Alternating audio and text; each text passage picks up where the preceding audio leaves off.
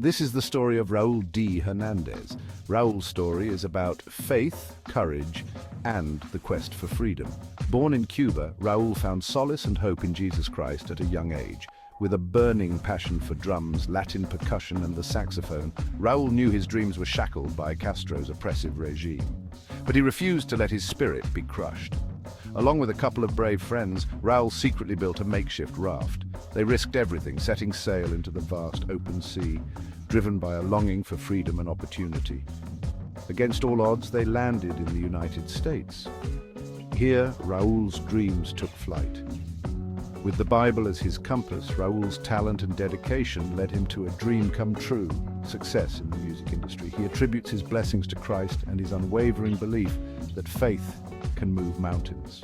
This is Raul D. Hernandez's story, a moving testament to the power of faith, determination, and the pursuit of dreams. From oppression to triumph, his journey is inspiring.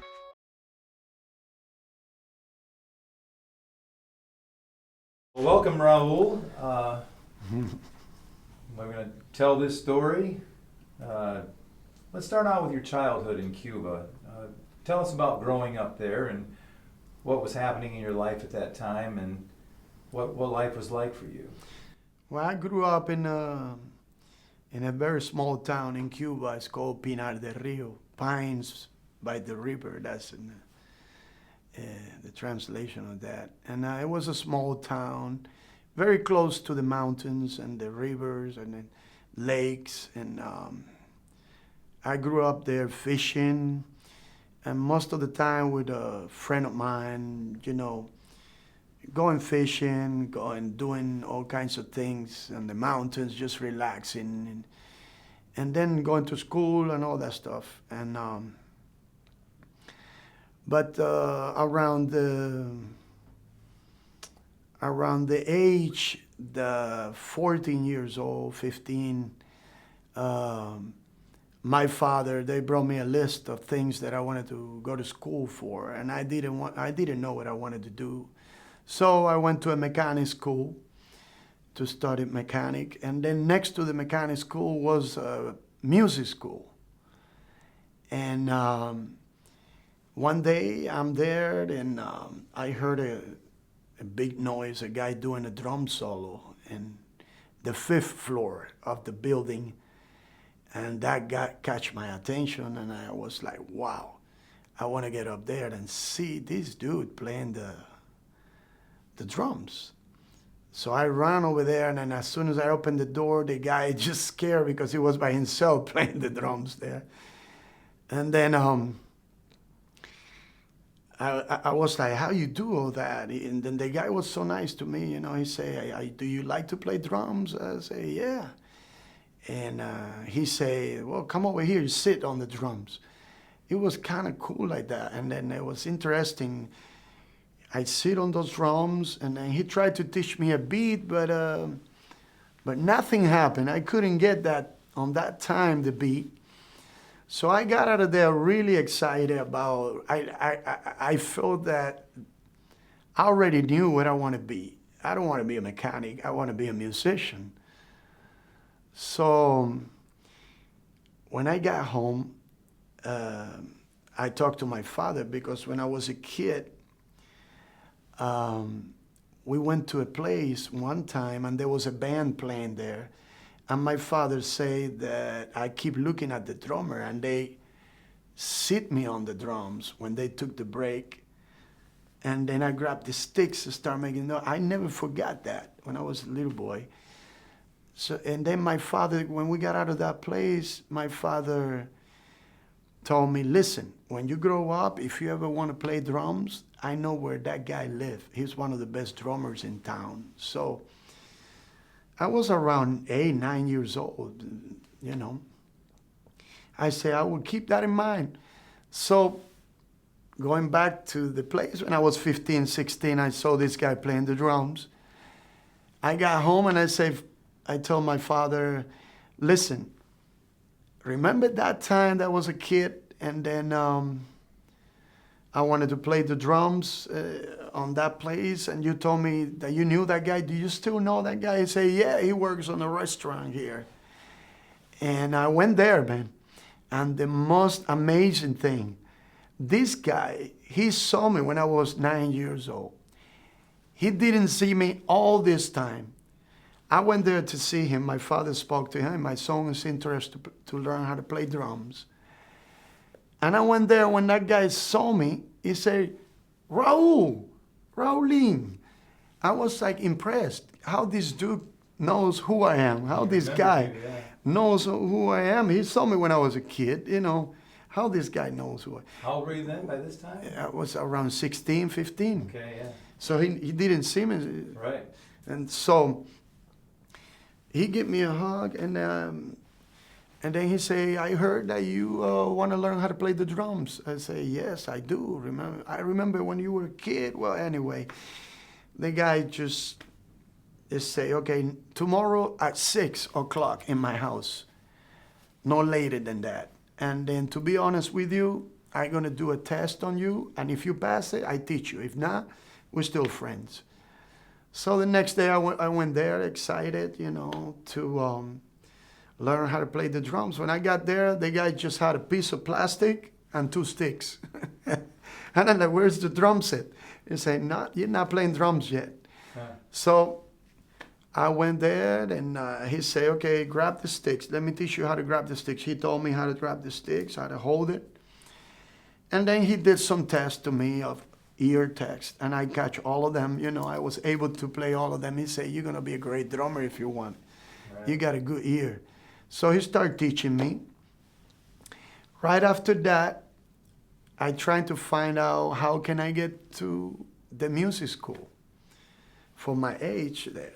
And then it turns out that to be able to get to that school, you already need to be playing some kind of instrument with a band on the street before you get to there, to approve you on the school.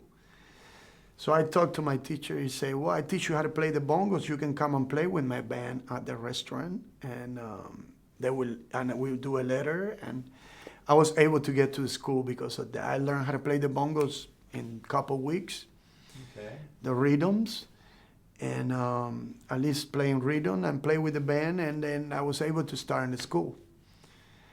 But then I started my music career, and what year was this? I think that would be important as we tell the story, so we know a timeline. That was when I was 15, so right. I'm 50 now, so it's way back in the 80s. Right. Yeah. But so I suppose we're going to want to know kind of like what was going on in Cuba at that time as we continue with the story. Mm-hmm. And how, when we get to the part where... Well, things in Cuba back then wasn't as bad as it is now. You still can find food and find a way to provide something to eat and to wear.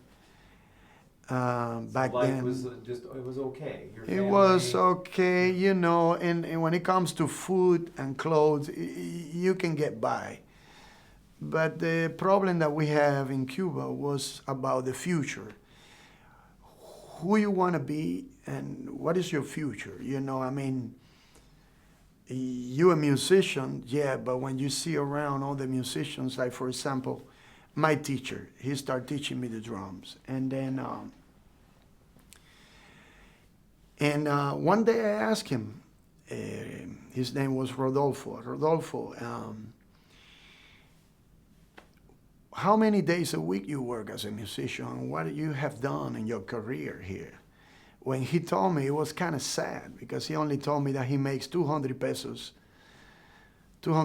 a week and playing in a restaurant, and he was the top drummer in town.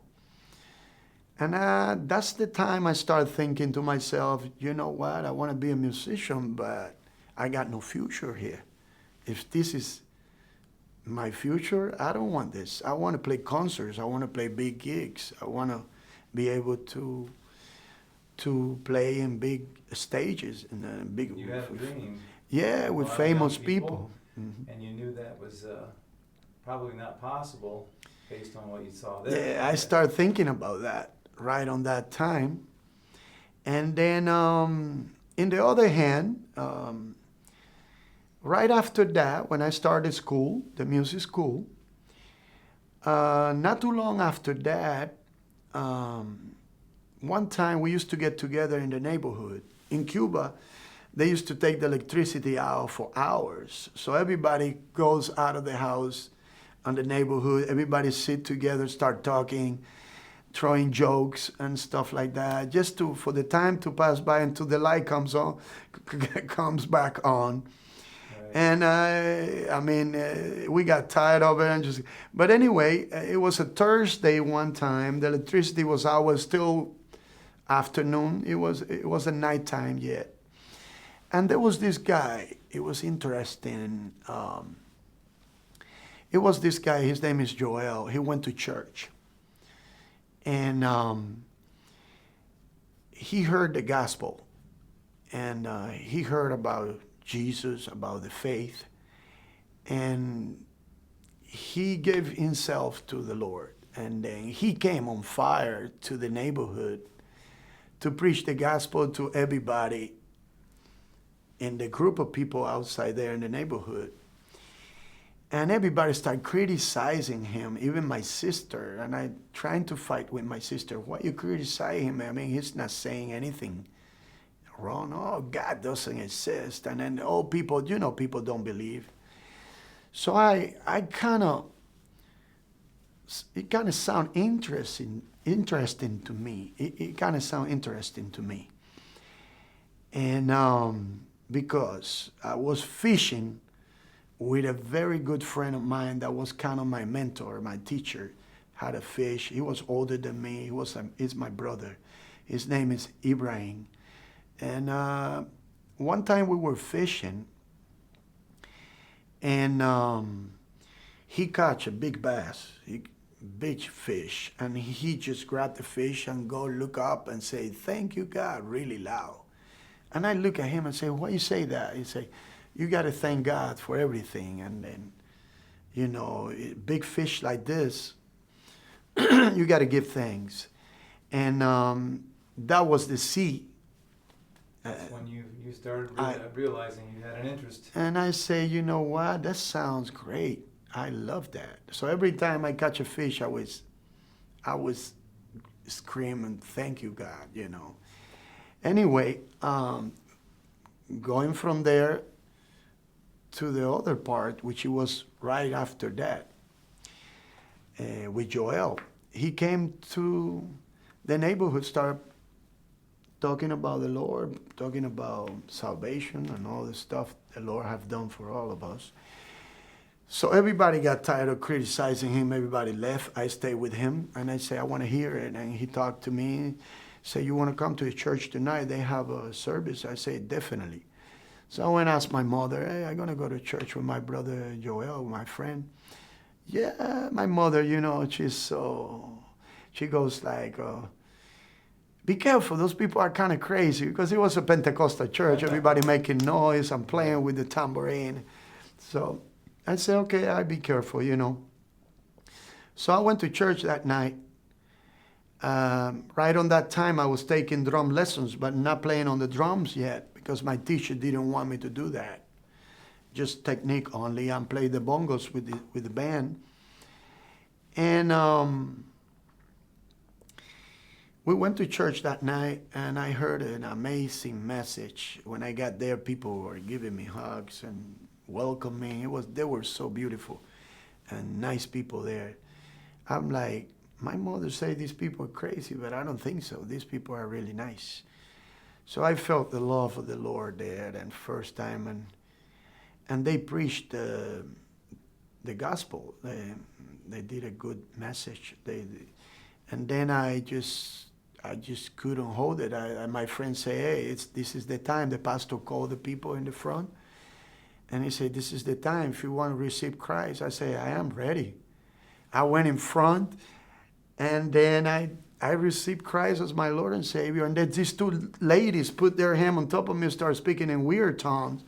And I'm like, oh boy, this might be the ladies that my mother's talking about. And I'm like, well, I guess I don't understand what this is, but later I will. Yeah. But anyway, that night, I believe that God blessed me into today with the gift of music. Because right after that, my friends say, hey, welcome. And they have the band practice after the service. And the drummer was a friend of Joel, my friend, the guy that brought me to the church. So he said, you want to stay for the band practice?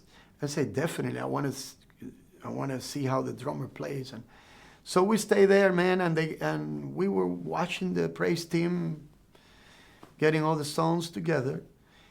And then the drummer said, hey, Raul, I heard that you were taking lessons. Yeah, but only practice pad. And you want to try to play a beat? I said, sure. So he sit me on the drums, man. And every time he teach me a beat, I would just, boom, right there. I was like, wow. You're a natural. And the guy just freaked out, you know. The guy just looked at me and said, listen, man, you can do anything on the drums that anybody can teach you. I mean, you're already playing 3-4 beats in less than 20 minutes. I mean, you got to get a drum set and start doing this. Well, that was the beginning of my career. So I start buying parts here, the snare drum there, and parts until I got a little floor tone against the wall. My drum seat was the bed. And my snare was sitting on top of a stand that I made up with metal. And I had a couple old cymbals that I got from this old man.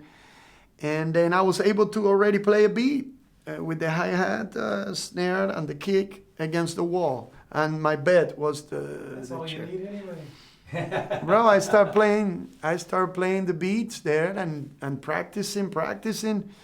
People from the neighborhood were coming, and a lot of people that criticize me, you know. Usually in the beginning when you start doing something for yourself, there's always people that come and criticize you. You're not going to get anywhere with that bunch of noise and whatever. But that's how I started the career there on the drums. All right, so things start getting really, really bad in Cuba. It was the beginning of the special period, they call it back then. It was because of Russia didn't do no more business with Cuba, and then things start getting really tough. So I would get angry when I got home and there was no food, only rice. I mean, I was coming from fishing, so we were able to fry a couple of fish and eat it with rice.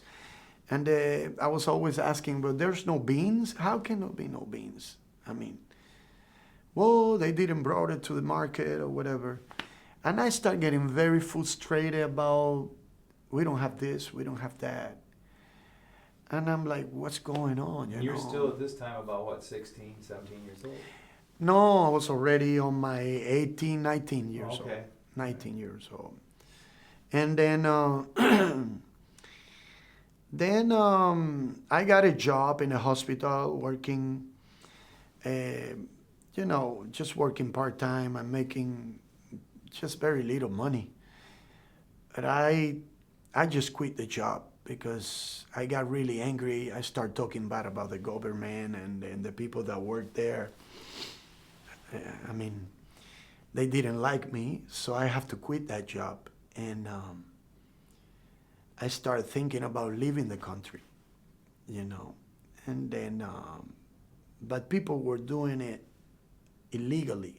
And I didn't want to do it illegally because it was very, very dangerous if they see you trying to get out of the country illegally back in that time. So I went to school one day in the morning to the music school, and then I decided that I just wanted to leave the country.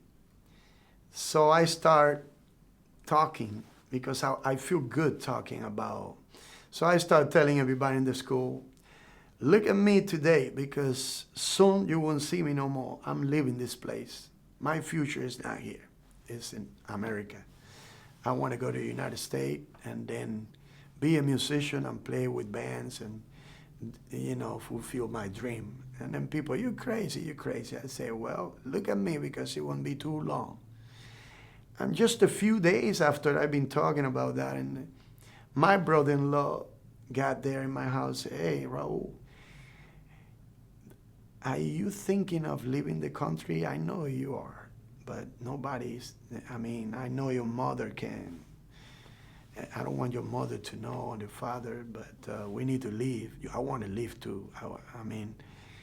And later I bring your sister with me to Miami. So we start thinking about it. And then we start talking. And man, out of nowhere like this, they open the doors for whoever wants to jump on a raft, on a boat, and come to United States. There we go, 1994. This was something that Castro opened up. And Yeah, if you that wanna was. leave, go ahead. That was the last time he did open for everybody that wants to jump on a raft and go on a boat, whatever. He always does that to Good get luck, rid of the right? bad people and get rid of whoever doesn't like the government. Anyway, so that was the time that I said, you know what, we better hurry up and get the raft ready. But there were a lot of people that still support the government. So my brother-in-law said, hey, if we're going to build a raft, we need to do it at nighttime when people are already sleepy. Then we don't have people that come to your house to look for what you're doing there, though, because there were a lot of people that in Cuba, anybody can go in your house. It's not like here. Anybody can just not even knock on the door and just go inside your house and look what you're doing there. There's no privacy.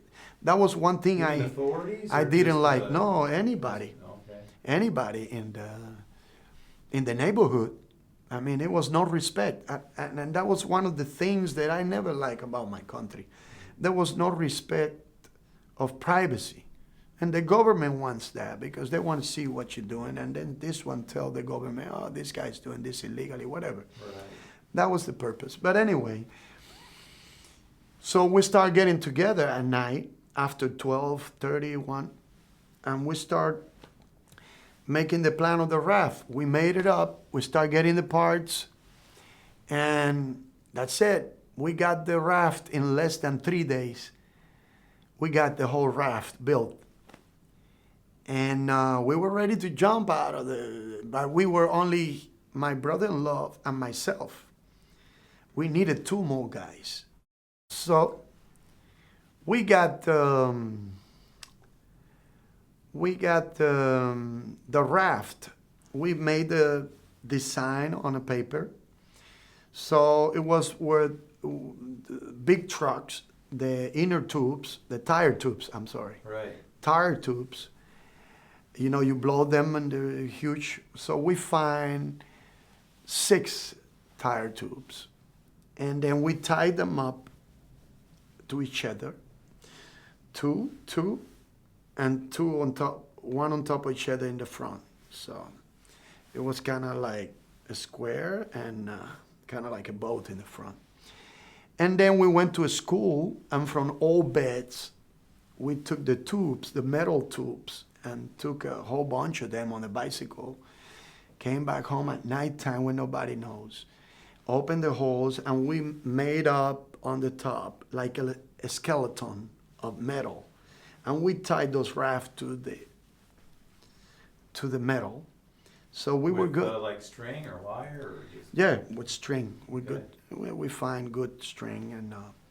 This sounds kind of rickety. Yeah. It doesn't sound like a cruise ship. No, not at all. Okay. So anyway, so we built the raft. We built it. Everything was great, but we needed 2 guys to come with us. And you can just go ahead and pick up anybody. So my brother-in-law told me, listen, I know a guy that is a professor in the school of kayak professor, and he wants to leave the country. He's a great guy, and he has another friend that also teaches in the school something else, I think math. He wants to leave too. So let's try to get those 2 guys and see. So we got together. They wanted to do it. So that's it. We set. And on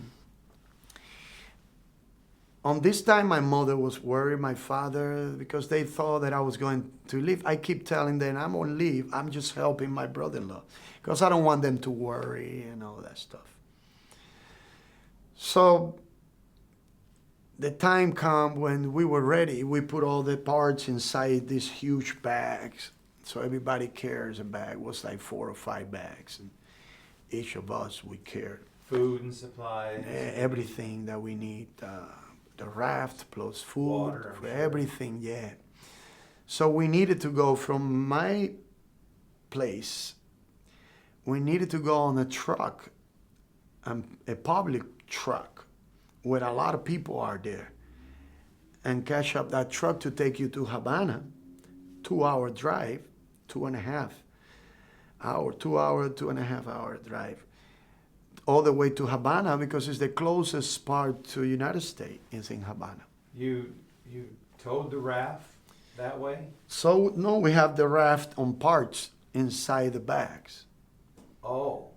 Yes. Oh my goodness. So we brought all that with us on that truck. Including the inner tubes and. Yeah, everything. It was raw. Everything was packed. So when you got to Havana, So we you got had to get the them all truck. done up again. When we got to the truck, that was interesting because people knew what we were doing without seeing the parts. They say, "What is all those bunch of bags? Yeah. You guys are leaving the country. Oh, look, all these people in the truck." And I said, "No, man, this is just bags." Well, if you're gonna leave the country, good luck with that and all this. People start talking and some nice things. Some other people were talking bad things. Like, Right. look at these people. They live in Cuba. They don't appreciate anything. Whatever. We just stay quiet. And then when we got to Havana, we went to my brother-in-law, auntie. She was a very nice, sweet lady. She has a nice house in Havana. So one more time, we built a raft in the garage, right there on the garage. Made Now sure. you built the raft and then took it apart, Yeah, and then and then took it. we just put it together again when we got to Havana to make sure everything was fast, quick, Yeah. and everything was working. So we got the raft ready. We packed it up. We packed the whole raft inside bags again, and we have lunch.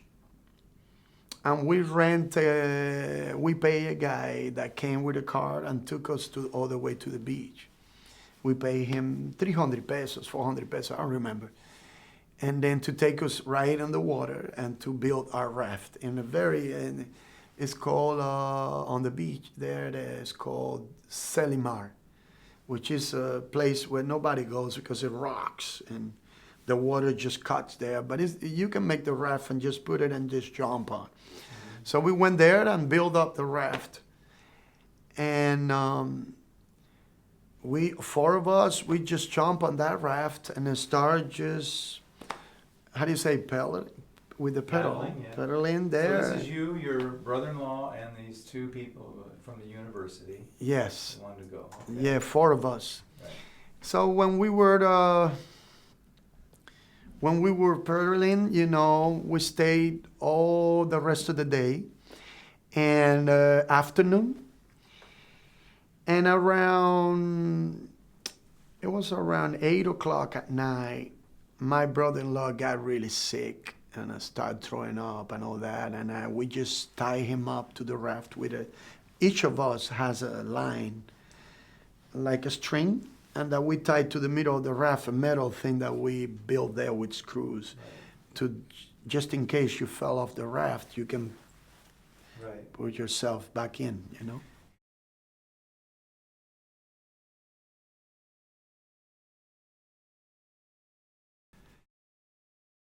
So we got to the water on the beach in Selimar in Havana.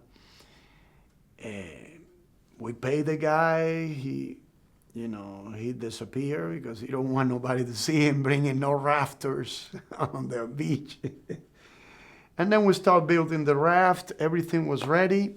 We jump on the water on that raft, and then we stay all day, all afternoon, because it was around 3 o'clock when we jump on the water.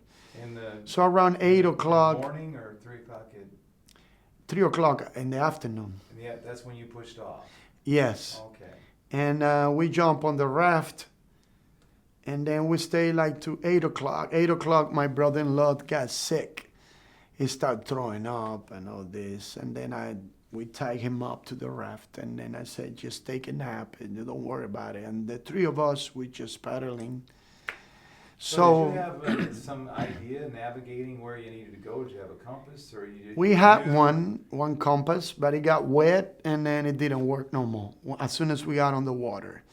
And you were heading for, like, what part of did you think you were heading to Florida or the Keys, or well, anywhere in the United States. But the guy that came with us, the kayak teacher, he knew everything about the ocean. Oh, okay.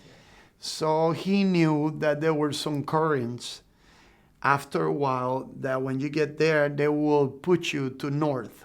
Oh, okay. So we are Like trying to Gulf Stream or pedal. something, huh? I'm just guessing. I don't know. Hmm. So we're trying to pedal to try to get to the currents Right. that goes to the north.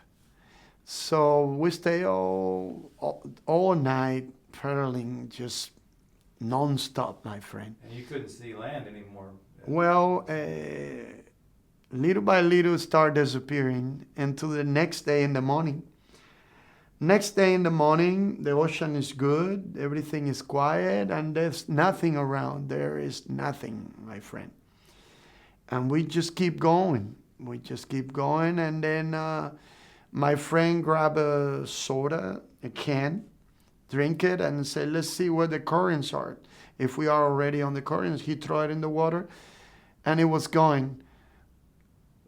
He said it was going north, so he said, we're good. We're on the currents already. So we were there, man, and right around, we stay all day, the second day pedaling, right around 5 o'clock, the ocean got really flat. And we were able to see many people on other raft that they jump either the same day we jump, or I don't know. But they were there. You can see a raft there with 10 people, one here with 3 people, one there with 2 people. It was crazy, my friend. I never seen that in the middle, nowhere, in the middle of the ocean, nothing around. And see so many people on the water.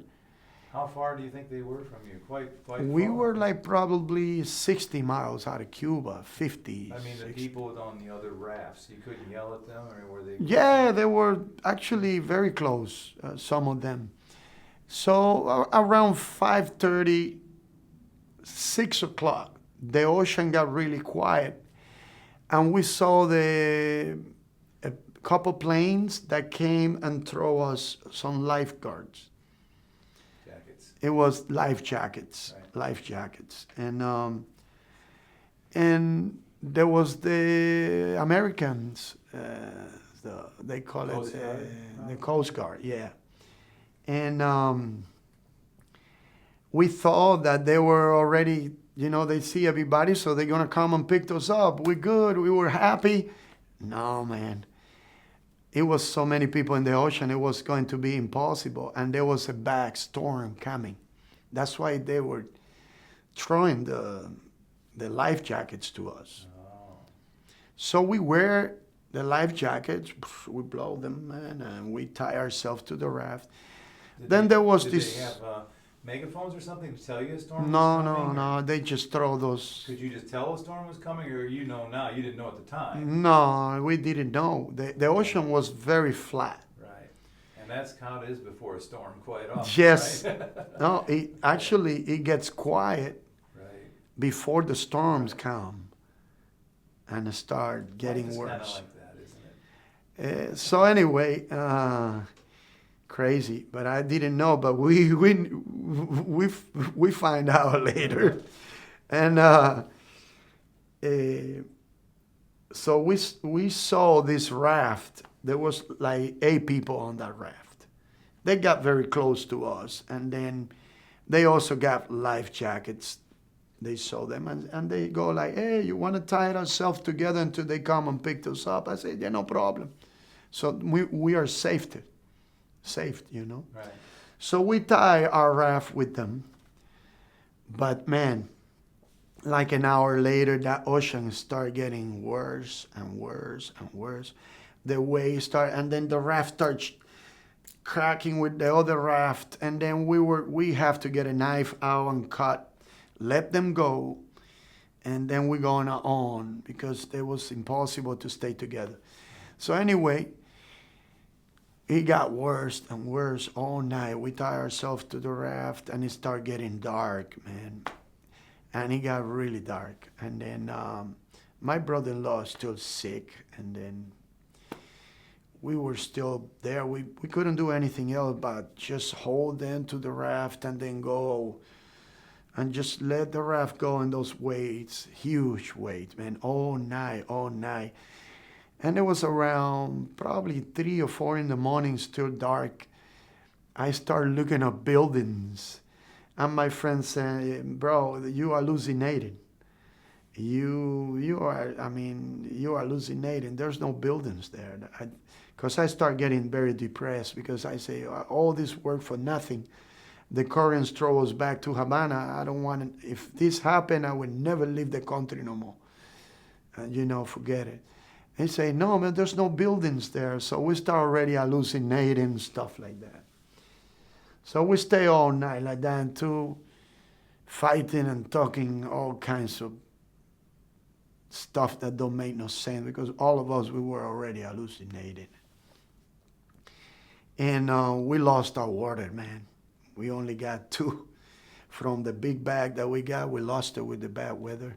No. We only got 2 little things like this. So we say, well, we just got a little sip, everybody, a little bit at a time.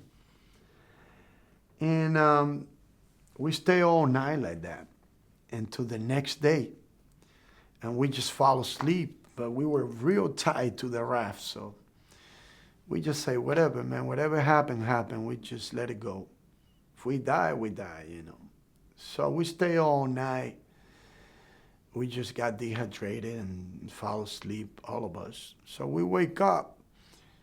When we wake up, it was around probably 6, 7 in the morning. The sun is coming out.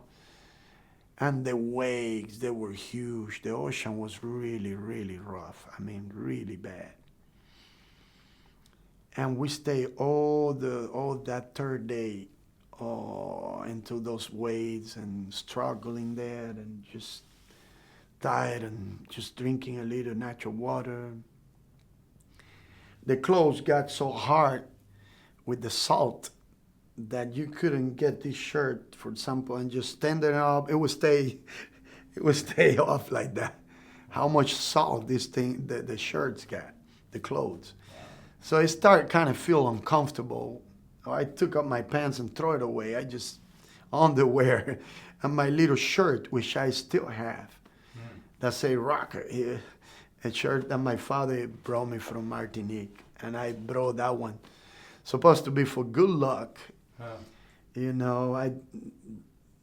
I just brought it with me, and I still have it. And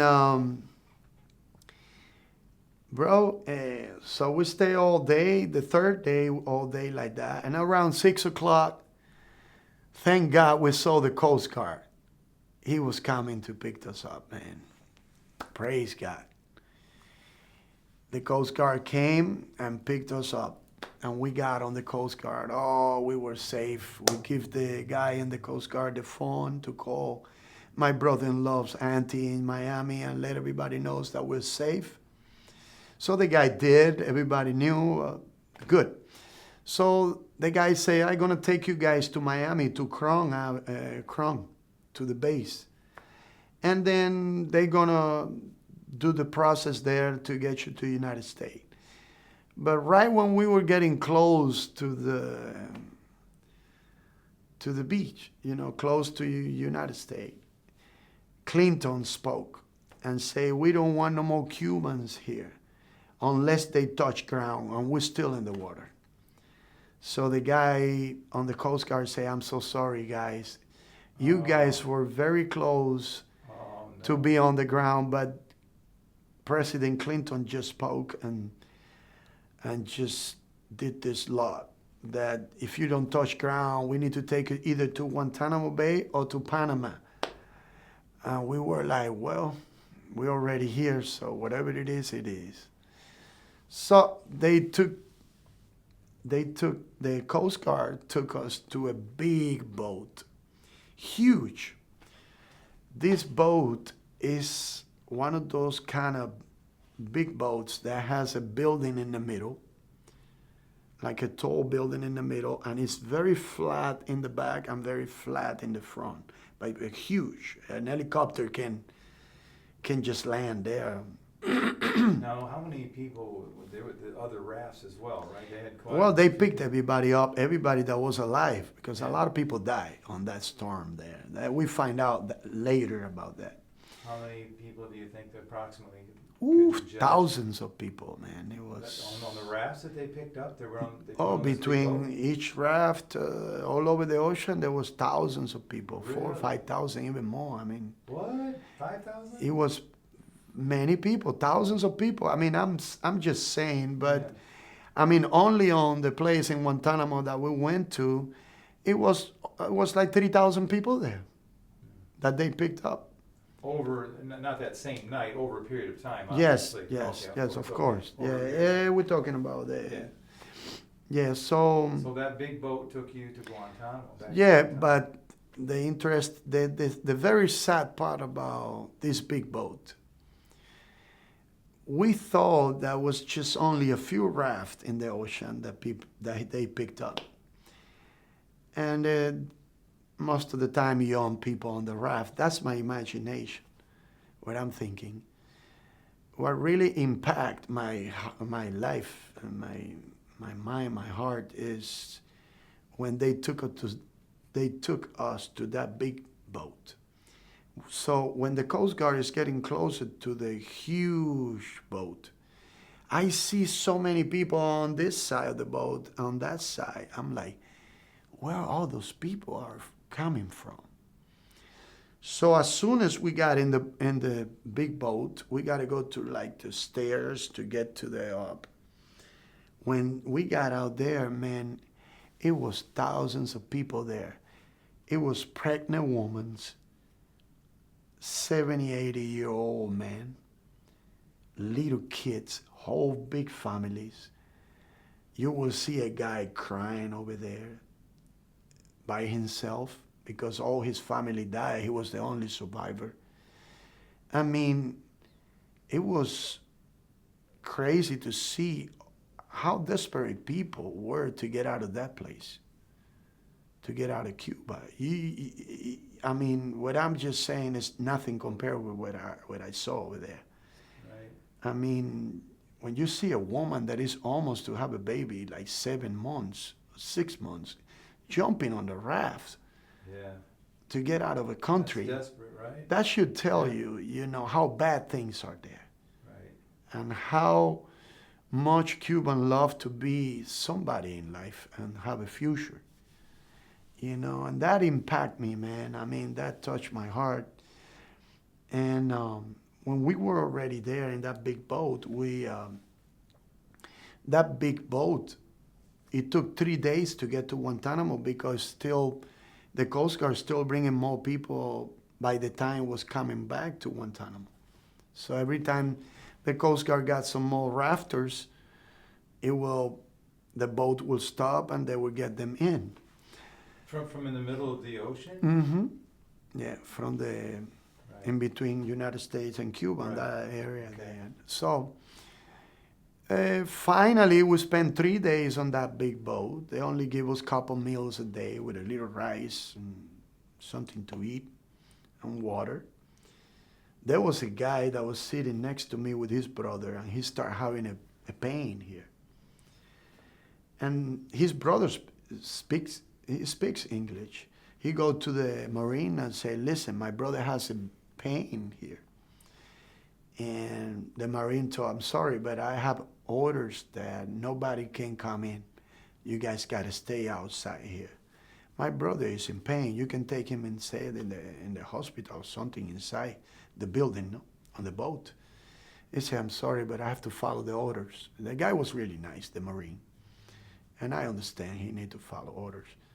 So we spent 3 days. That guy was next to me, oh, in pain, in pain, in pain. I mean, it was sad to see him there. And so when we got to Guantanamo, the guy just stand up with his brother, and he just fell on the floor dead.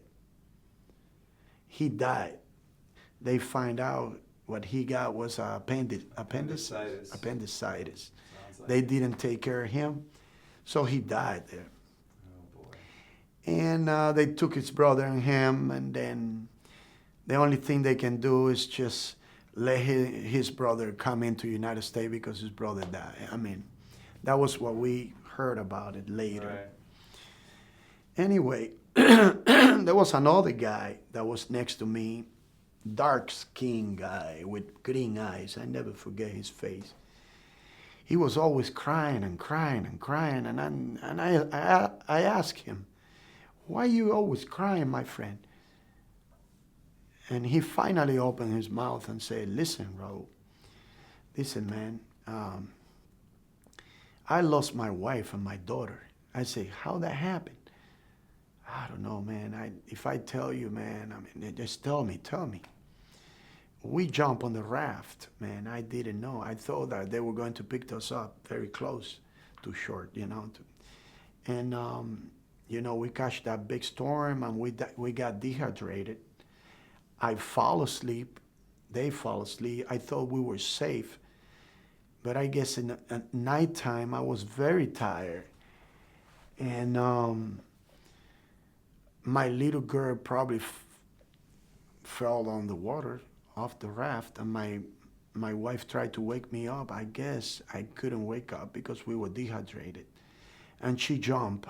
That's what I believe. She jumped to get her, and then both died. They drowned, you know. They died on the ocean. So I wake up the next morning. And they're not in the raft. I'm in the middle of the ocean with nothing around, and my wife and my daughter are gone. I mean, it was crazy, my friend, to hear that. I mean, I just start crying with that dude there, with that guy, man. I start crying with this guy, and then I'm like, man, I'm so sorry for you, brother. So anyway, we got to Guantanamo. They put a little kind of watch with a number on each of us. So when we got to Guantanamo, they took us to a concentration camp, which is all fans around, and then tents, and then place to sleep. You know, a little, how do you call it? That opens up and closes. Cot. Yeah. Right. And then give us each one, and then put it there, and then that's when we start there in Guantanamo. Is waiting for the government to see what they're going to do with all of us. It was a very tough time in the beginning. Everybody was getting very, very sad and very, how do you say, desperate. So, yeah, so we are in Guantanamo, and there's mines all around the base. There's two fans. There's the fans that belongs to the Americans. There's mines, a camp full of mines. I mean, explosives. Right. And there's the fan that belongs to Cuba.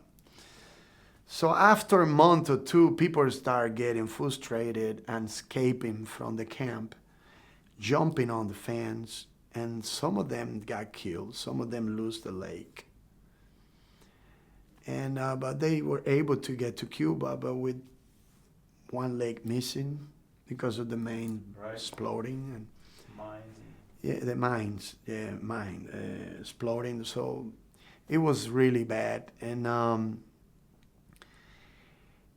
well, right after 7 months, 6 months, I think around there, I started getting frustrated myself, and then they came up with the idea that if somebody was sick, has a problem that can stay there longer, they would give him the medical parole to come to United States. So I say, you know what? I feel healthy, but I know I got to come up with some idea if that's the only way I can get out of this place. Right. So I was born with this eye right here that didn't form completely.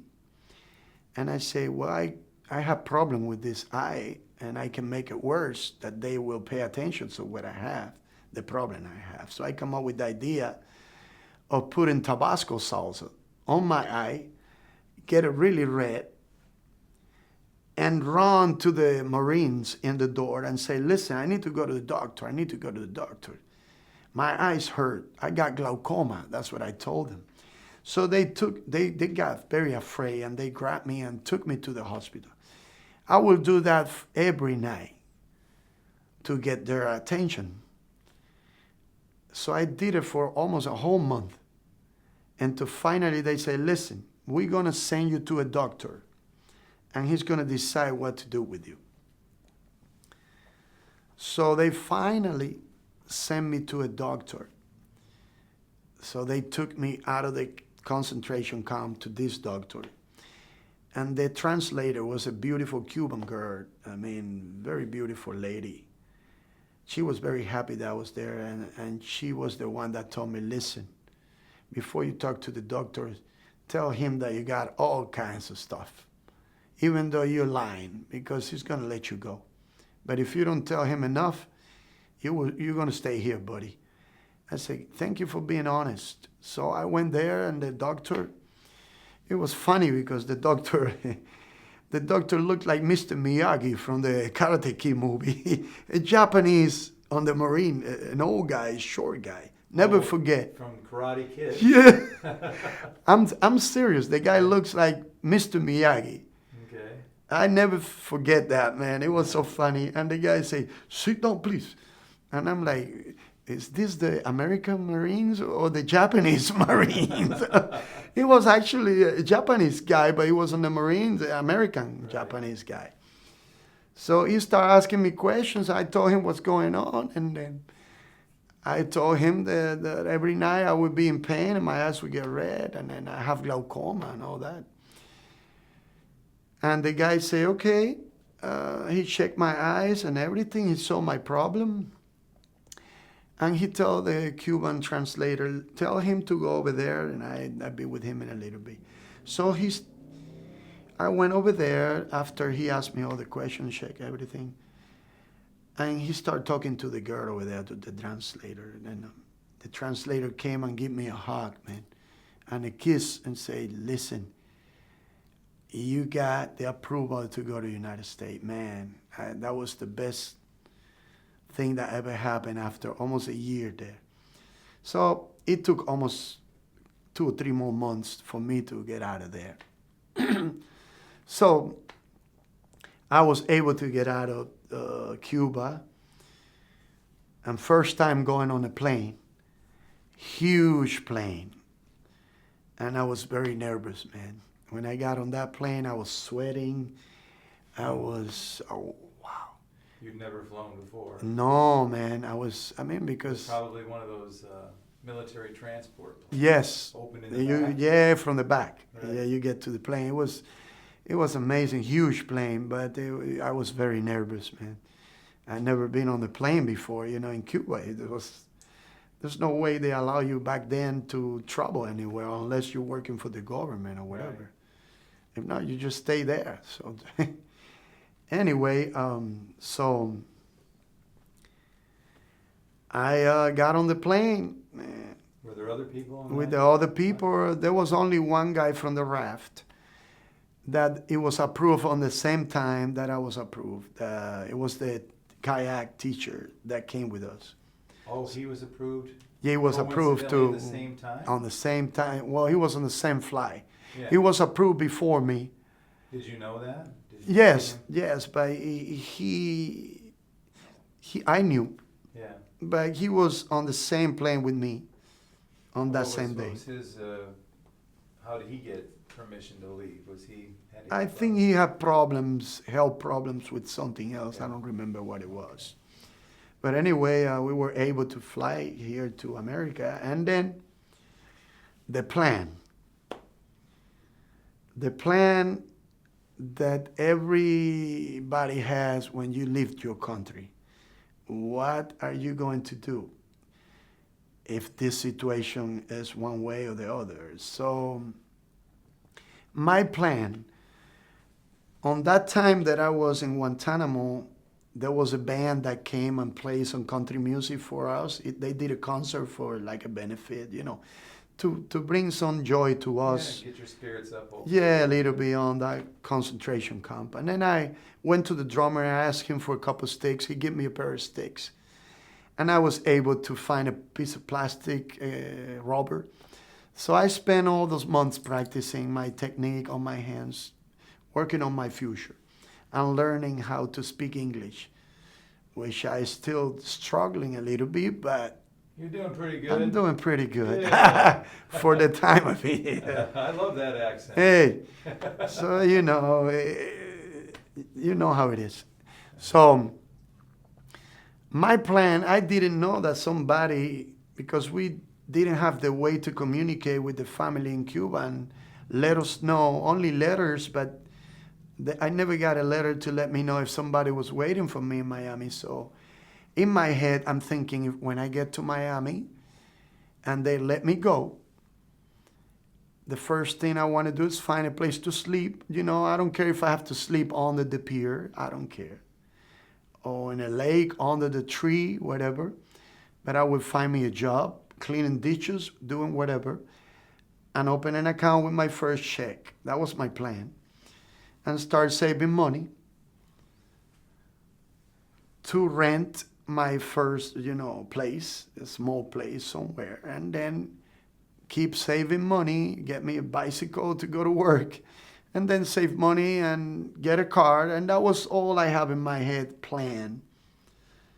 Just work hard and whatever we got to do, clean dishes, always honest work that I wanted to do.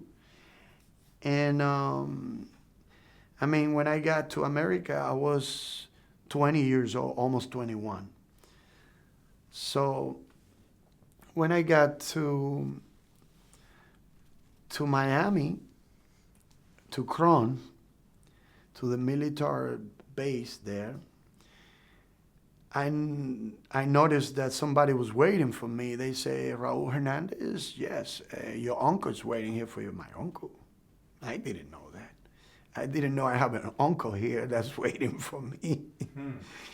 So when I saw the guy, I recognized him because he came to Cuba one time when I was fishing there, and I sold fish to him. But he wasn't my uncle. He was my mother's cousin's husband. But he came to Cuba one time to visit, and I provided him some fish because I used to fish for a living too in Cuba. So I recognized the guy, and the guy gave me a hug and said, listen, I want to take you to my house and then help you out in the beginning, and then you on your own. Wow, that's awesome. So I said, well, my plan changed. At least I have a place to sleep. Yeah. So there we go. That's when the journey started in Miami. So my uncle just got, he was responsible for me, and then he took me to his truck. I remember he got a white truck, a Ford. It was a nice truck. Then I got on that truck with him and say, let's go. And then when I got to his house, when I got on the freeway, look at all these big roads and the Palmetto. I was like, wow, very impressed. Because Cuba is very different, very little roads. So I got very impressed with all that. And then I got to his place. I got on, I think it was Saturday. Yes, Saturday. That's, I think, when he picked me up. Because the next day was Sunday. And my cousin, his wife, her brother, he was a singer in church. He sings in the choir. And he will always go every Sunday to have breakfast at my auntie's house with my uncle. and tried to bring them to the church, but they never wanted to go to church. But, you know, he would keep trying. So he asked me if I wanted to go to church. I say, definitely. I mean, I got to the country, to Miami, Saturday, and the Lord already provided me a brother to take me to church the next day, Sunday. I say, definitely, I am Christian. I received Christ as my Lord and Savior. And my Angelito was his name, my cousin's brother, was very impressed. He said, I can't believe you're Christian. And that's amazing. So every Sunday you can come with me to church. I say, man, I'm so blessed. I'm so happy. So I went to that Sunday to church. It was amazing. And I look at the drummer. They had a great drum set there in the church. It was a huge church in Miami. And I'm already thinking, if the drummer doesn't play one of these Sundays, I will get on those drums and play. That was my first dream. So I asked the drummer if he allowed me to play. Say, well, we'll see. You know, the guy was kind of, you know. Not everybody wants a stranger playing. Yeah, nobody wants to get their job or whatever. I didn't know, I guess. Yeah. So, but anyway, what I will do, what I did was I got friendly with the pastor, very friendly. He was a great guy. He passed away, you know, a few years back, but he was a great guy, Pastor Comasena. And I asked the guy, listen, man, when everybody leaves the temple, is any way you can leave the key with me and I practice on the drums? Because I just came from Cuba and I'm a drummer and I don't have a drum set or anything. And I need to catch up with the beats and then practice. He say, of course, my friend, here's the key. But make sure. Gave you a key to the church? Yeah, he told me, just make sure when you leave, if somebody's here to lock the door, or you lock it and give the key to the secretary there. So there we go. Every Sunday I would go to church. And so after 3 weeks, my uncle decided, hey, listen, we need to take you to school for English. You know, to start learning English. They give a free English school at nighttime right next to the church was a school there, public school. Anyway, when I got to my uncle's house that Sunday, I went to church. But Monday morning, the third day that I've been in Miami, my uncle wake me up at 6 in the morning and said, listen, get ready because we need to go to work. I'm like, okay. So my uncle has a landscaping business. He had a big van with a big trailer in the back, all the machines, all the stuff to do landscaping. That was his business. So he had a helper, and then he took me to work with him. So I started working with my uncle on landscaping. The government was giving me $300 in food stamps every week, plus $200 a month for 3 months to help me out. So I will give the food stamps to my auntie to buy food. At least I don't spend their money on food. So I was covered on that. The other $200, the first $200 I got, I sent it to my mother in Cuba. And I'm trying to, to get up here. But my mother told me, please don't send me anymore. Try to get your feet on the, try to get your stuff happening and then. But, Were you able to call your mother on a phone? Yeah, of course. Yeah. It was really bad, always. You have to buy a phone card and call, and it always sounded really bad. I got frustrated every time I called to Cuba. Because you don't hear it good, then you have to yell. You have to yell to them to hear you. I couldn't hear them. Always same problem. I'm like, man, I was in Cuba frustrated. And now I'm here. I can hardly call my family. and hear them clear on the phone. Right. What is this? I'm getting frustrated. Yeah. So man, it was very frustrating, man. Anyway, I started working on some landscaping, learning how to do the job with my uncle. I was able to do a lot of stuff for him in the time I was there, but the time just keep flying by, and my uncle never paid me a dime, which it's okay because I'm staying in his house. But I start getting frustrated because I say, do I gonna stay all my life in his house working for him and making no money? I need to make some kind of money, then I can independent myself, going on my own.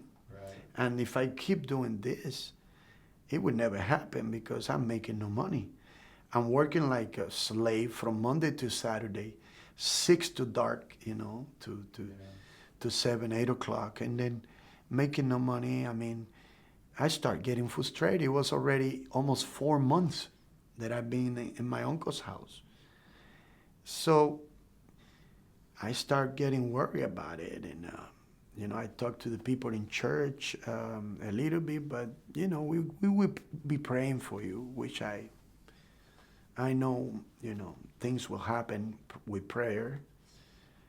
And man, let me tell you, there was not too long after they were praying, and I went to the school at night to Cotter Park in Miami with my uncle. And then I start on the break time in between the classes. I start talking to this guy. He owns a computer company.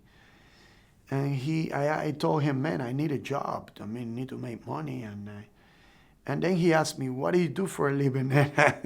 I'm a young guy, I'm 21. I just turned 21 after 2 months being with my uncle. I said, listen, man, I'm a musician. Really? The guy goes, really? What instrument you play? I say, I play drums. And the guy looked at me and said, you got to be kidding me.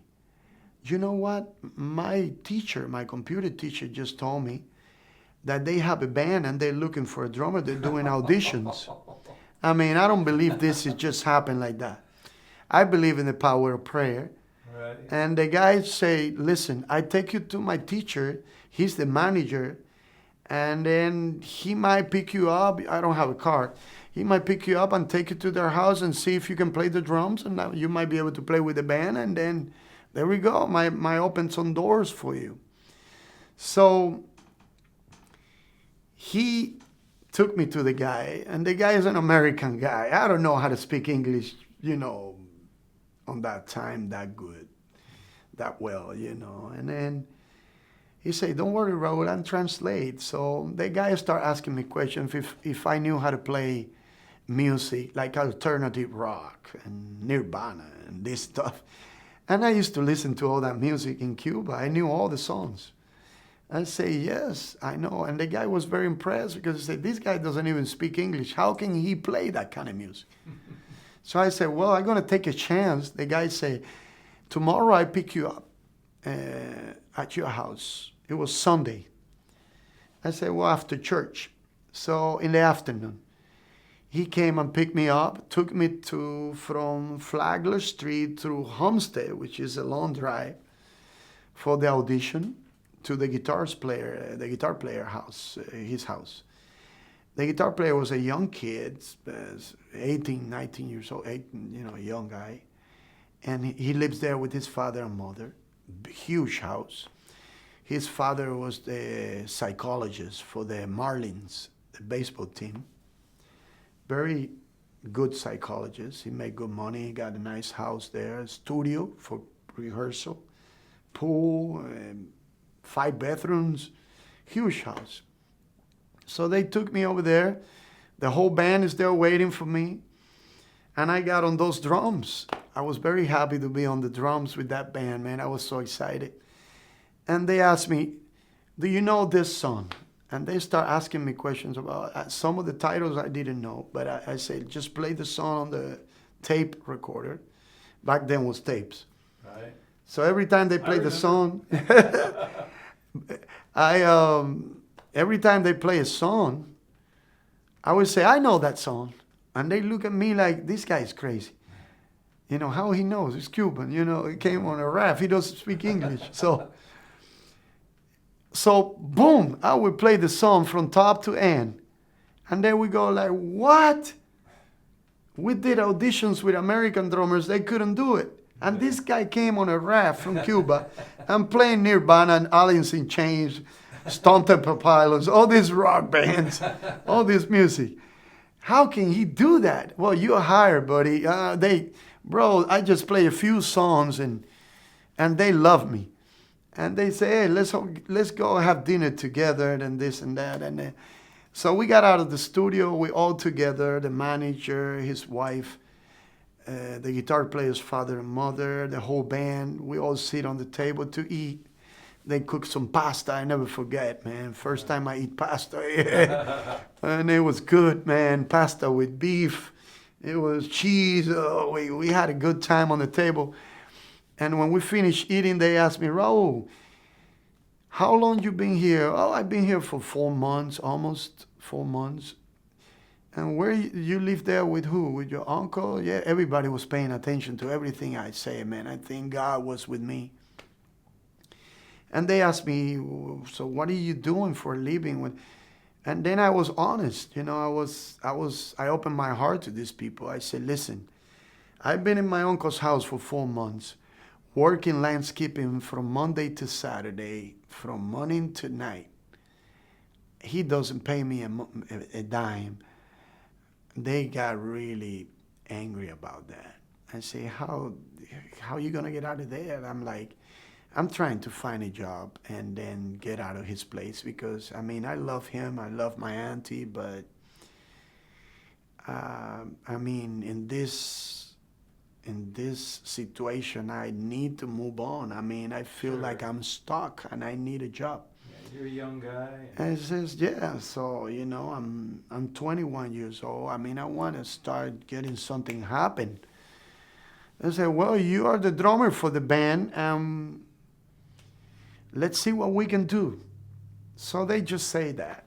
And then they took me back to my uncle's house. The next day, I'm working with my uncle, and I get a phone call from George, the guitar player, and say, hey, my brother. I remember he already calling me brother because he was the only son and he loved me already. I mean, I believe God put his anointing in me for me to just something special that they saw in me. Or that's what I believe. I mean, God's favor was with me and his plan. And I mean, he called me and said, listen, we got a big house here. I talked to my mother and father. I want you to come here and live with me, man. I want to love you like a brother. You're my foster brother, I guess that's what they call it. And then I said, well, if your father and your mother is okay with that. And his father grabbed the phone and said, Raul, you're very welcome here, my friend. You are George's foster brother. That's how you say it, no? Foster brother. I don't know, foster or Foster. stepbrother or Yeah, foster that's why brother, he say yeah. foster, yeah. That's cool. I say, well, hey, sounds like a plan. We want to go just right now and pick you up if it's okay. I say, you know what, man, I don't have much stuff. I packed my stuff, come right here right now. Are you sure your uncles won't get, let me talk to them. So we hang up and I told my uncle, he was kind of sad. I told him in a nice way. I say, listen, I got an opportunity, you know. Somehow I'm gonna get paid from some of the stuff. And I'm gonna be playing with this band and I'm gonna start getting on my music career. So he said, well, it is time, so it's okay. I mean, we love you. You're welcome here anytime. I said, I know, man. And I give him a hug. I mean, I don't have nothing against him, you know. He got bad experience with other nephews, and then he thought that I was the same, but I wasn't the same. I show him later about it with the testimony I lived. But anyway, and I love him, man. I love my uncle and my auntie. My auntie passed away, and my uncle's just almost there. I went to see him last week. He's on bed, and then he doesn't recognize anybody, but I got there, and as soon as I was talking to him, he recognized me.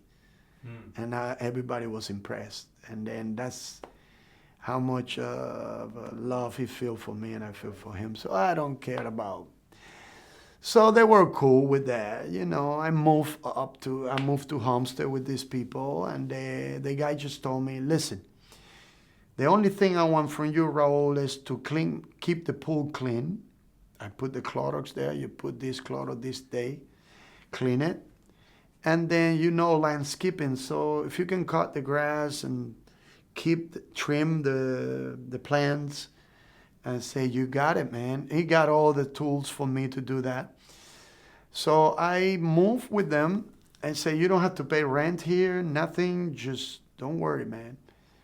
So I started living there with them, playing. We start recording some music with the band. We start playing in Specs Music. Remember Specs Music? No. It was a music store back in those days. Oh, okay. And then we play in the music store here up in Broward one time. I forgot the name. Well, anyway, we stopped doing gigs like that, making a little money in Bayside, Miami. Oh, yeah. We started making some money, a little bit, 50, 60 bucks. Yeah. That was better than nothing. I started saving my little money to buy my first car. Yeah. So after I was in that house for a few months, George's father, the guy in the house, George, his father, he broke his hip, no? He was an old guy. Right. And he had Parkinson. Oh. So he came and asked me, Raul, my father just fell and he can walk. And he had Parkinson. Will you be interested in taking care of my father here in my house? I mean, you're going to have to give him a shower, dress him. He's an old man. You got to deal with him when he's in a bad mood and all this stuff. And I will pay you $200 a week just to stay with my father all day and take care of him and shower him. I say, brother, you give me a place to stay. I need the money. I was young. I was 21. I need the money. I don't care about nothing. I would take care of your father, man. My mother and aunties were taking care of my grandpa when I left the country. So I saw how they did it, and I can do it. I mean, I'm strong enough to do it. So I take care of his father for a whole year. Wow. Yeah. And I was 21 years old, man. I was young, and I was just taking care of an old man from morning to nighttime, every day, making my $200. With that money, after a few months, I was able to buy my first car. And right after a year, the Toñiquito, which was the old man, we call him Toñiquito, got really sick to the point that I couldn't take care of him anymore. They need to take him to a place with nurses and stuff. So it was after a year, but he always recognized me, man. And we had a good relationship. I loved that old man like it was my grandpa. And he loved me too. When he didn't recognize anybody, he knew who I was.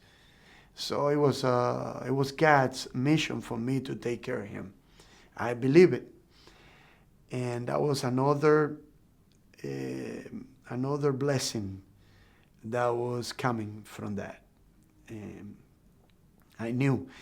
Back then I didn't know. I did it with my heart. I did it but I didn't know that God see what you do and then blesses you according of your fruits and what you do for people. So I take care of that old man like a father. Then I was able to buy my car and then get on my feet, get my account. And I was already, playing with another band, plus this other band, plus the first band. So I started getting gigs with the other band and this one. And then I got a day job, plus I did the landscaping of the pool still. So I stayed there until I met this girl. And I stayed on the place for a couple years. I stayed in the place for a couple of years. And I met this girl, and I am actually not. I stayed in the place for a couple of years. And then I decided to move on my own. And the guy didn't want me to leave because his son loved me like a brother and say, stay here with my son. It's a tough age. And I say, bro, I need to move on my own. I can stay here in your house all my life. You know, I want to experience what is move to an efficiency or something by myself. And, you know, I got my card, I got my account, I got some money, so I got to start getting rolling, you know, on my own. And he said, well, you are very welcome to come back here anytime, Raul. So I moved to a place, to a room. I rent a room in another house with somebody else. But right when I was in that place for probably 3-4 months, this guy, George, called me, the father of Georgie, and say, Raul, I need your help. The psychologist guy, you know, he called me. And he said, Raul, I need your help. I need you to move back home as soon as you can. My son is going through some drug problems. He's getting together with a whole bunch of people that are not good influences, and he's doing drugs. And he's selling drugs, and then he's going to these neighborhoods. I need you to save my son. I cannot save him, but I know he loves you like a brother. I know you can do it. I say, George, if you believe it, I mean, I can try, my brother. You take care of my father, man. And you did a good job. I think you can do good with my son, man. He needs you, man. I say, okay, man, let's give it a shot. So I moved back with the guy, with George, with the psychologist. The kid was in a really weird time. He loved when I got there, my brother, but he was already acting like a drug addict, you know. And then I started talking to him like a big brother I was, you know. Said, listen, man, I am your brother, but you need to get things straight here because I am Cuban, but Cuban from Cuba, we don't play no game with drugs. This is not for you, this is not for me. So if you're going to be my brother, you got to stray yourself, and you got to hang out with me, not with nobody else. Well, we got to see because these people are bad and this and that. Well, one time, I was doing landscaping in the house in the front. I was already for a couple months there. And then when I got inside the house, I got in the studio. I looked at on top of the roof. Inside, there was a little roof in there. I saw a pack of cocaine like this big. And I'm like, what the heck? That looks like drugs. So I grabbed it and I did this like people do, you know, because I see people in movies. So it got my tongue numb and I'm like, this is cocaine, this is drugs. So because I was watching movies and seeing people throwing this in the toilets and stuff, I took that big packet. I throw it in the toilet and flush it. Oh. It was this big, bro. My brother, let me tell you. He freaked out, right? No, there was nobody in the house. So when my brother got there, Georgie, he say, hey, man. He's like already desperate because he was, you know. He say, hey, man, do you see a bag up here with some stuff? I say, what kind of bag? I say, a bag of cocaine. I said, listen, man, that was cocaine? I thought that was just powder, you know. I mean, I just throw it away in the toilet. You gotta be kidding me, they're gonna kill me. I say, well, they're gonna have to kill you and me both. You know? Oh, they're gonna come here, they're gonna kill you, Raul, and they're gonna keep me. I say, well, I got something. I was young, you know, I didn't know, man. I didn't see danger. That's why I know God's favor was with me. I said, listen, buddy, you are my brother, and I had to take care of you. I throw that thing in the toilet. You didn't. So when you go back with your buddies, you tell them that your brother throw that stuff in the toilet and he's waiting here for them. So that's what I did, bro. I was crazy. I didn't know what I was doing. But I was young, you know. So I'm cutting the land. I'm cutting the grass in front of the house. And these 5 black guys came, 2 in a bicycle. And they came, hey, you. My English was very bad, you know. But at least I can say bad words and defend myself, you know. And then the black guys came over there in front of me. And then they say, hey, listen, where you have our stuff, we give it to your brother. And he said that you throw it in the toilet to come here. I said, well, it's in the toilet. There's nothing I can do. We're going to kill you. I said, you really want to kill me? Okay, come over here and kill me. I have 2 machetes, man. 2 big machetes. I grabbed them both. Because in Cuba, we don't have shotguns. Right. We have machetes and knife. So I took the 2 machetes and went like this on the street. Beat it in the ground. You know, I look at the guy and say, come on. You want that stuff? Come on and get it, buddy. You got a gun? What do you got? Come on. They look at me like a friend. They go, this dude is crazy. I say, come on, I'm going to cut your head off, buddy.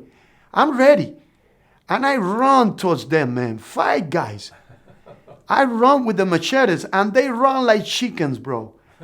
I think God's favor was with me, but they couldn't shoot me there. I mean, if they had a gun, which I think they did, but I don't know. God's favor, I believe God was with me, my man. They run away.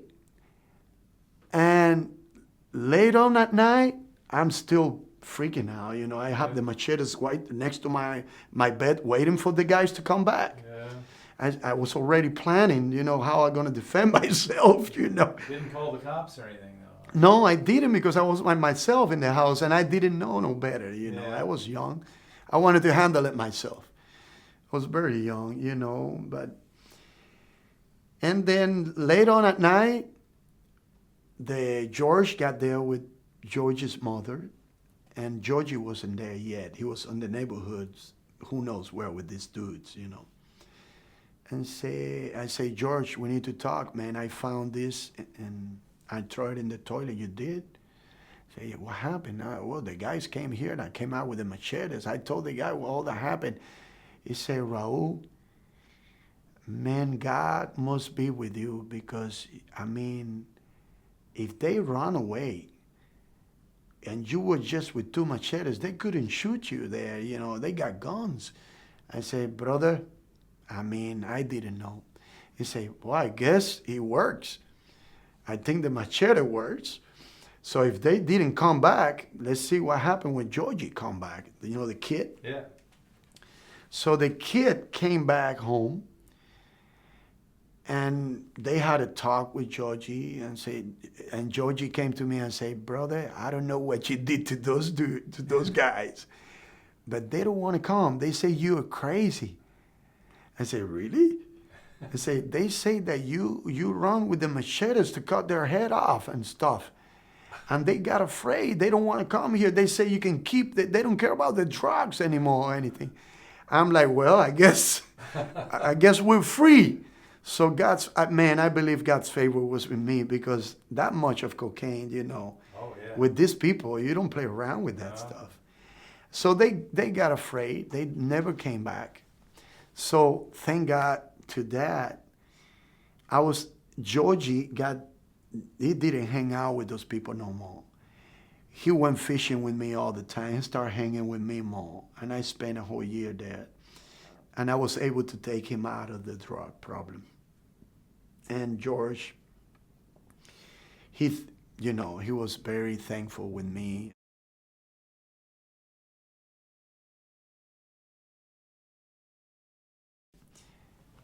I was already in Miami, you know, I moved. and I rent an efficiency right there in Flagler. And my uncle had an efficiency behind his house, and I rented for $600 a month. And I started driving to Fort Lauderdale. I had some friends in Fort Lauderdale that they work in sound and stuff like that. And there was a friend of mine that she did sound for the city of Hollywood.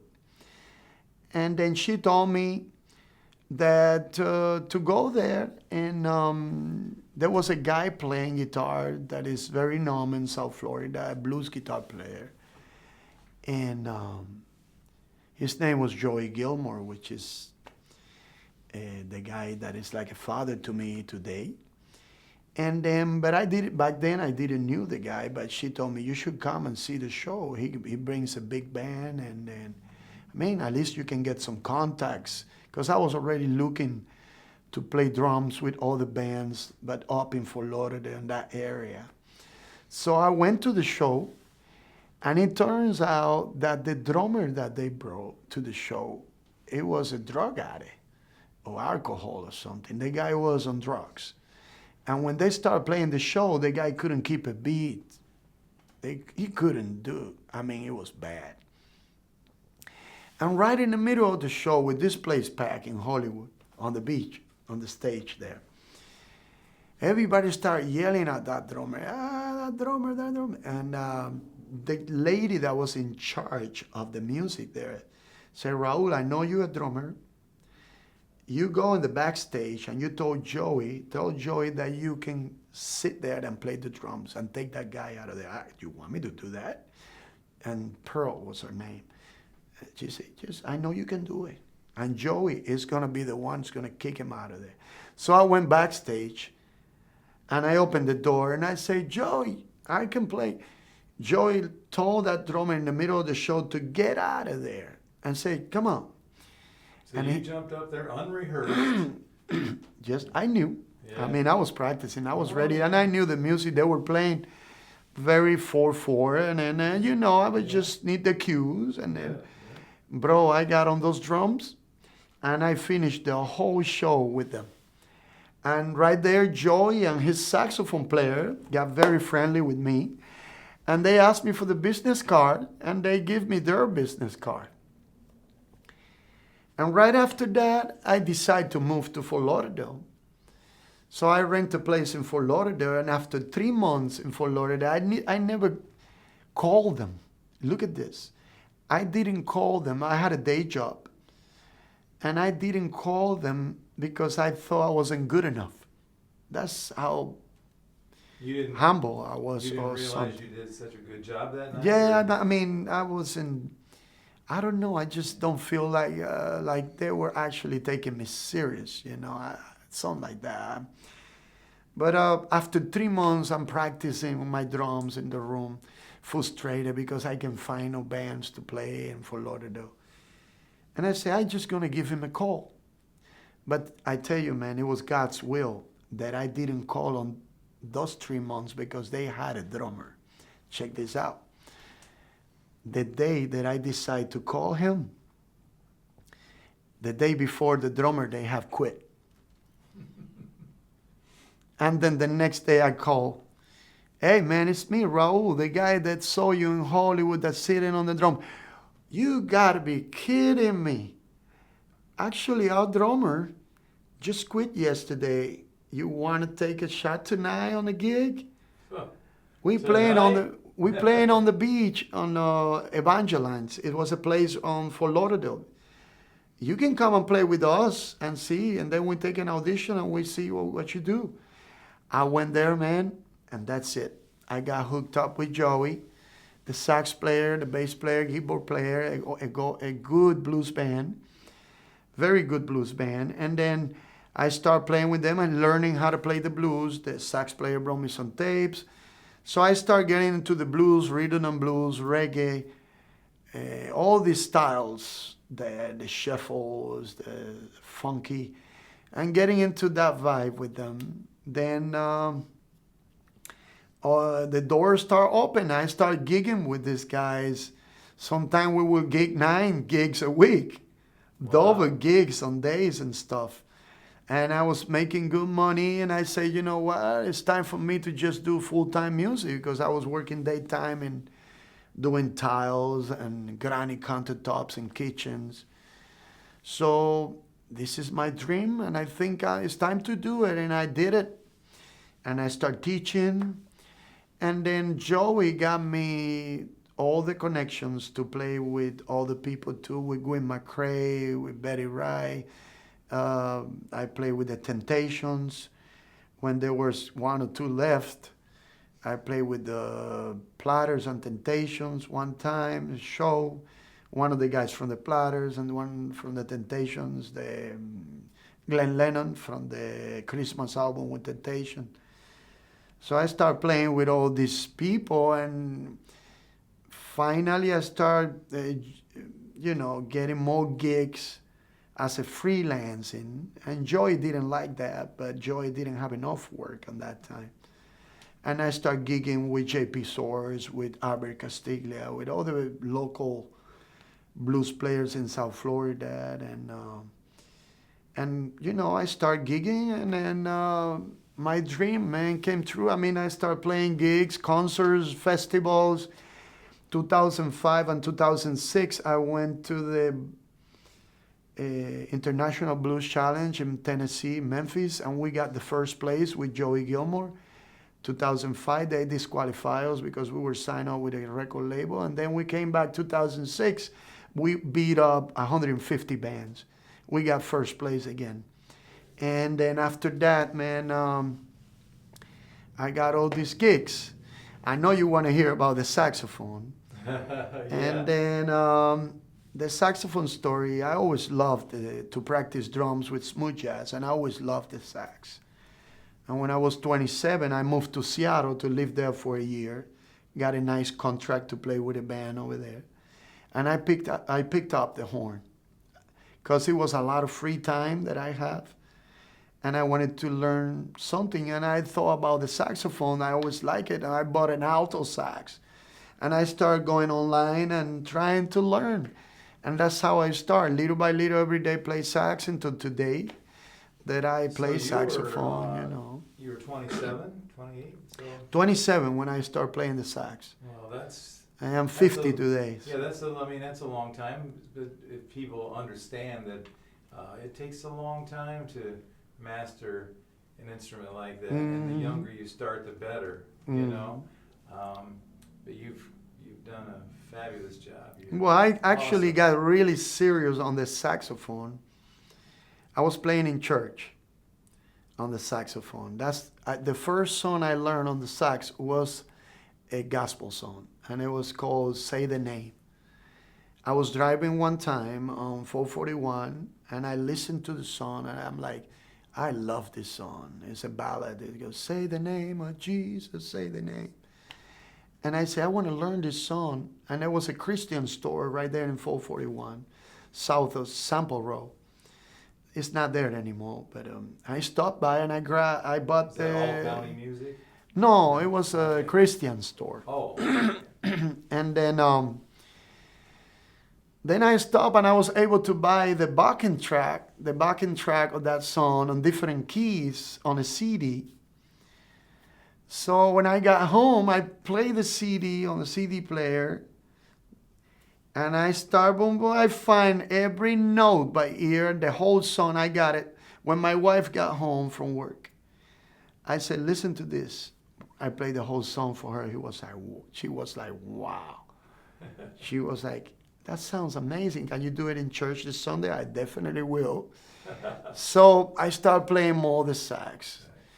And then I got the opportunity in Copacabana, the restaurant, to play for Gustavo right after Butch when the September 11 happened. We didn't have much gigs. The gigs, it was kind of slow time for a while for musicians. So he pushed me to learn more songs. And that's how I start getting my repertoire. Back then, we used to use, I used my studio, mobile studio, with the CDs. So I would burn all the tracks on CDs and play the gig like that. And then I stayed in Copacabana for 10 years. And I mean, I'm playing in church on Sundays. I was directing praise and worship. Sometimes I'm playing drums and saxophone in a church that I played for 14 years. I was very blessed to be there. And God's favor was always with me because I see, the hands of God and, showing me what to do. And I mean, I never thought that I would be able to play saxophone like I do play today. And actually, I bought my house and everything just playing saxophone. And that's how great God is. I mean, He gave me. I remember I asked God, in prayer, I just want to play the saxophone. I just want to play ballads. I'd be happy playing ballads. That's all I want. I don't care about any of the jazz or the other blah, blah, blah, blah, blah. I just want to play beautiful songs. And He gave it to me. I mean, that's what I do. I just play songs. I mean, I'm not the greatest sax player, but I can play. And I bought my house. I got my house. I bought my house. I've been so successful by God's grace on these 10 years playing the sax and minor percussion and singing, which is something else that God showed me that I have that I also developed. And I'm very grateful for. And today, I mean, I'm very successful in my music career. And I believe all those things that I told you about it, that I did for people, I mean, I believe God always blesses you from all the good things that you do to people, And I forgot to tell you that in Miami one time I went to this very small church that they opened, and my mother sent me the first bongos I ever have in Cuba. I paid 400 pesos for those bongos, which is a lot of money in Cuba. And I did donate those bongos the same Sunday I played for that church. It was amazing, and I feel good about it. Sometimes I think, I should have kept those bongos because they were the first bongos I ever had. But you know what? On the other hand, I feel great that I donated to that church that was just starting in 8th Street, Miami. And I believe God blessed me so much today with all the equipment I got, all the drum sets and bongos, for all the things that you do. I've been to your house. You do have a lot of stuff. I'm blessed, man. Yeah. I am very blessed. Yeah. And the best part is I haven't spent much money on it. Yeah. It's been gift from people. People have been giving me. Well, you've had endorsements, right, too? Yeah, I play with a band called Dark Horse Flyer, and they're very wealthy, some of the guys, and they are very nice people. And they decide that, I'm with the band, so I have all the equipment, the drum set that I need, and the cymbals. Yeah. So I got a $10,000 DW, and blessed by Scott Lane, which is my brother. I love Scott.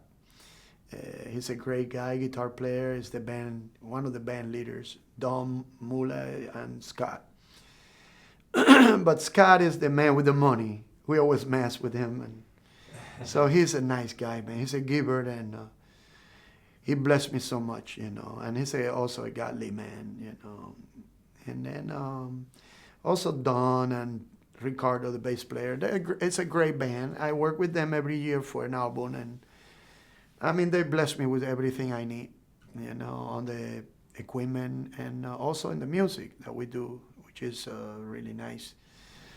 And well, I just want to thank you for sharing your story, man. I mean, I think it's an incredible story, very fascinating and encouraging and inspirational to people going through their challenges. And I think that people may take away from this something that will help and work for them. You've been blessed, grateful, and thank you.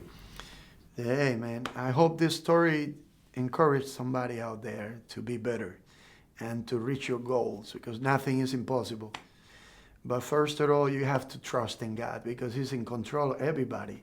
He's the one that put in people's heart the desire to bless you and to bring open doors for you. And that's the key right there. As long as you understand that, that's all you need. And stay in connection with Him and acknowledge that everything you have and you do comes from up there, from Him in Christ. So, Amen. we're blessed, Terry. Absolutely. I encourage you that you're watching me here and saw my story, that if you come to this country, just work hard. First of all, work hard to get your feet, in this country, to get stronger on your economy, and then don't give up your dream. I believe you have to have a plan, but you always have to have God first in your plans. You have to work hard, go through the test, but whatever your dream is, I believe you should do it on the side, on the time you get ready to achieve that dream. I think you can reach it. Anybody can do it, but you have to trust in the giver, and He will give it to you on time, the time that you're going to be ready to receive it. And I believe it. And just stay on the track and do the right thing and trust in God and obedience, and you will reach to the point that you will be so blessed like I am, that you just give thanks for everything you have and you do. Have a blessed day.